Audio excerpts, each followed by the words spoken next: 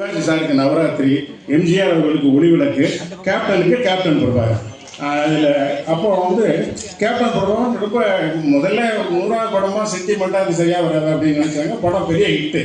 அப்படி ஓடிட்டு இருக்கும்போது ராஜீவ்காந்தியுடைய படுகொலை கரெக்டாக. அப்போ வந்து இந்த படத்துக்கு பயங்கர செட்பேக்கு. ஏன்னா கேப்டன் வந்து உங்களுக்குலாம் தெரியும், இளவரனுக்கு ரொம்ப நெருங்கியவர் அவர். அதனால் இது கொஞ்சம் எதிர்ப்பெல்லாம் வந்தது. ஆனால் அப்போ எல்லாரும் என்ன நினச்சாங்கன்னா இப்போ கேப்டன் பிரபாகரன் விழுந்தோன்னு நினச்சாங்க. ஆனால் அதுக்கு அப்புறமும் அந்த படம் பெரிய சக்ஸஸ் ஆச்சு.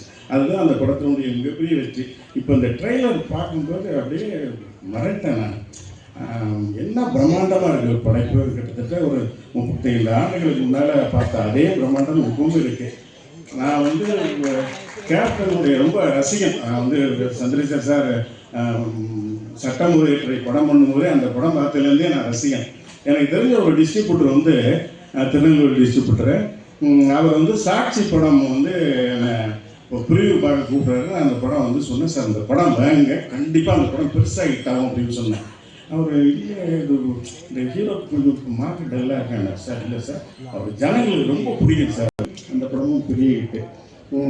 இப்போல்லாம் டிவியில் சாங்ஸ் கேப்டன் சாங்ஸ்லாம் பார்க்கும்போது எனக்கு ரொம்ப பார்க்க முடியாது. இந்த மாலை கருக்களி சோழி அந்த பாட்டு வந்து நீதி மறுபக்கம்னு நினைக்கிறேன், ரொம்ப பிடிச்ச பாட்டு.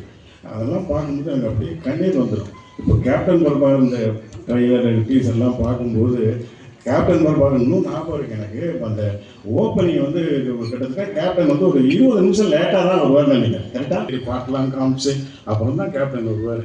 கேப்டன் வரும்போது இன்ட்ரொடக்ஷனே பிரமாதமாக இருக்கும். கேப்டனுடைய லெக்ஷாட் அது இதுன்னு காமிச்சு ஒரு அடி ஒருத்தனை போலீஸ்காரனை அடித்து அப்புறம் போலீஸ் ஸ்டேஷனுக்குள்ளே ஒரு ஃபைட் பண்ணுவார் பாருங்க, மரண்ட்.